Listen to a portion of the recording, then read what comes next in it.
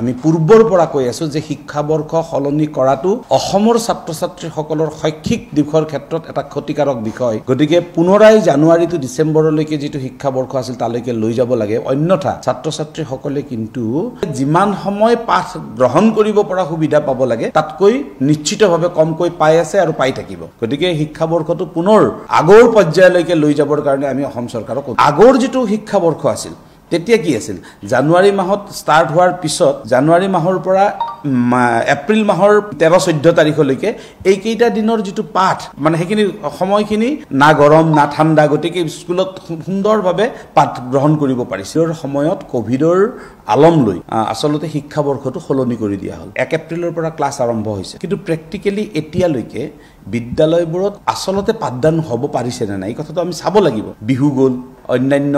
উৎসৱবিলাক আৰম্ভ হৈ গল গৰম আহি গল গৰম আহাৰ লগে লগে বিদ্যালয়বোৰত বন্ধ হ'ব লগা হল বানপানী আহিল বানপানীৰ লগে লগে বন্ধ হ'ব লগা হল এই যেটো প্ৰক্ৰিয়া অসমৰ ছাত্ৰ ছাত্ৰীসকল এতিয়া 16-17 তাৰিখে দিয়া হৈছে পেট এক্সাম আকৌ 18 তাৰিখৰ পৰা আমাৰ মূল্যায়ন কিন্তু এতিয়াও আমি দেখিছো যে সম্পূৰ্ণভাৱে ছাত্ৰ ছাত্ৰীৰ কিতাপখিনি পোৱা নাই আমি ৰাজ্য চৰকাৰক আহ্বান জনাম যে অতি সোনকালে পাঠ্যপুথি যত পোৱা নাই সেইখিনি অতি সোনকালে পাঠ্যপুথিখিনি দিব লাগে